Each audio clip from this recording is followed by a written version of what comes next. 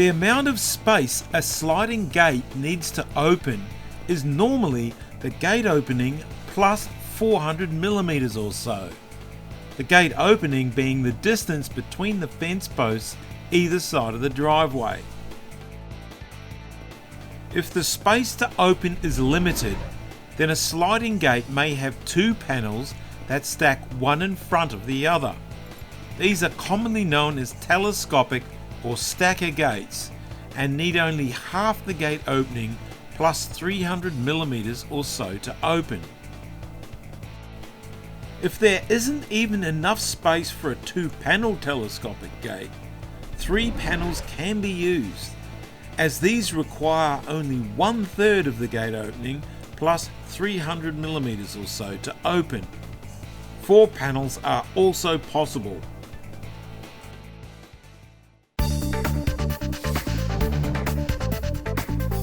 How it works is a normal sliding gate motor operates the back panel, as it normally would, and a wire rope wrapped around a wheel on the back gate pulls the front gate along at twice the speed. A second wire rope pulls the front gate in the opposite direction when the back panel is closing. The wire ropes both connect to a bracket on the front panel at one end and a bracket on the ground at the other end. The wheels for the wire rope are cut into the bottom rail to make the most of what space there is.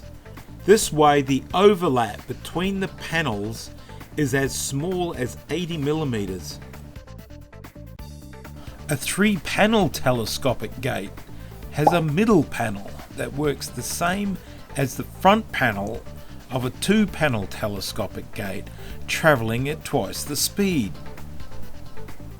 The front panel is now driven by a second set of wire ropes and wheels fitted to the middle panel, with a bracket on the front panel at one end and another bracket on the back panel at the other end. The middle panel now pushes the front panel at 4 times the speed. The middle and back panels end up beyond the post because the brackets can't go past the wheels. The wheels for the middle panel are also cut into the bottom rail, but are set higher than those on the back panel so they don't clash. The guide system uses standard block, channel and rails, with one fitted between a guide post and the back panel and the others fitted between the panels.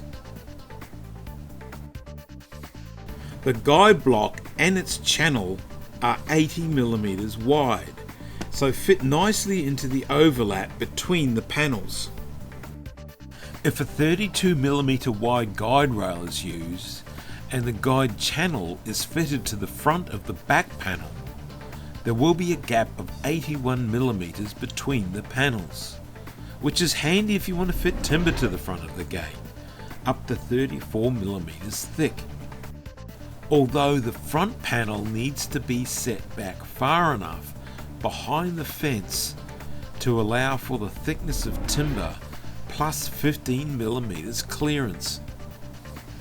If you don't want to fit anything to the front of the gate and would rather have a smaller gap between the panels, a 25 millimeter wide guide rail can be used and the guide channel cut into the frame by up to 20 millimeters, bringing the total gap between the panels down to 55 millimeters. Although this is a bit of fiddling about when making the gate. If you want to use timber wider than 34 millimeters, then the guide channel needs to be packed out by the extra amount needed. The motor normally needs to be packed up by 25 to 38 millimeters so the rack clears the wire rope. If there's battens or something similar fitted to the front of the gate, this must stop short from the bottom so it clears the wire rope and its hardware. The front gate should be made to match. Even though the battens don't need to clear a wire rope, it makes it less obvious and more consistent from a visual point of view.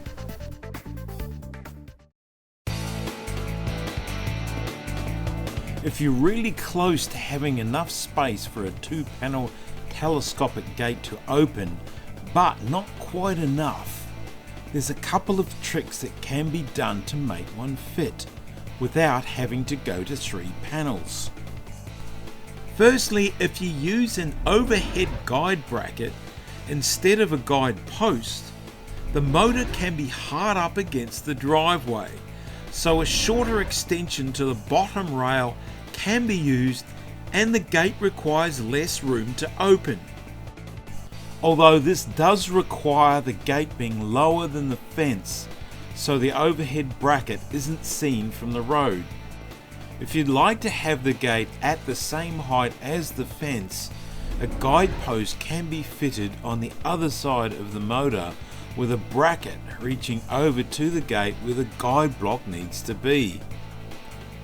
The second trick is to use a narrow motor that has a built-in limit system that allows the end of the rack to come close to the output gear of the motor when the gate is closed, and doesn't need much, if any, extension to the bottom rail of the gate, so uses even less space to open.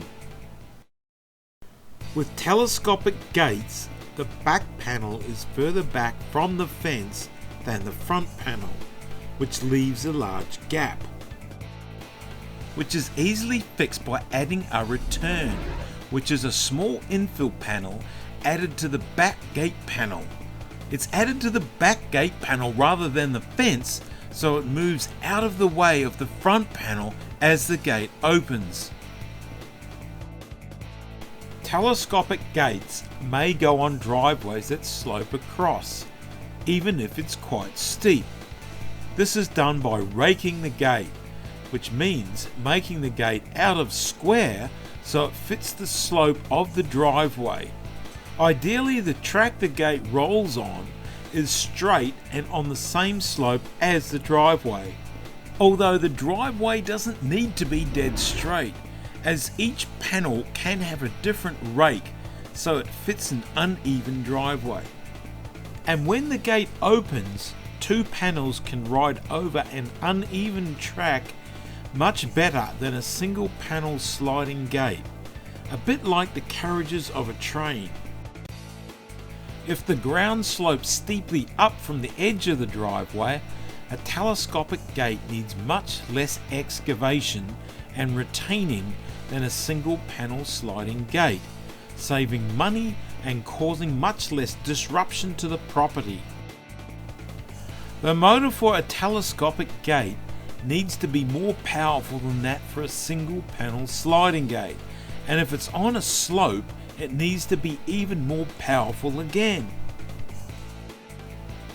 Telescopic gates on a slope still use a block and rail guide system, although the guide blocks and channels need to be at right angles with the guide rail and end up being at an odd angle to the vertical members of the gate and the guide post.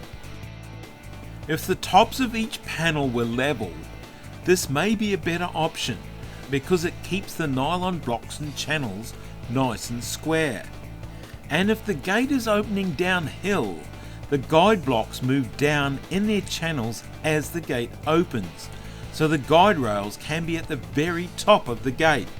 Although if opening uphill, the guide rails need to be set lower down on the gate because the guide blocks now move up as the gate opens, and we don't want them popping out the top. To keep the size of each panel more consistent, the level tops can be stepped, although the guide rails for these need to be lowered down by at least the amount of the step, even if the gate is opening downhill. Otherwise, the guide blocks and channels will need to be higher than the fence and gate. If opening uphill, the guide rails could be at the top, but the guide block and its channel in the middle of the gate would be visible from the road, so it looks nicer if the guide rails are lower down on both panels. Slope from the direction of the road has little effect, so long as the footing has the same slope as the driveway in both directions.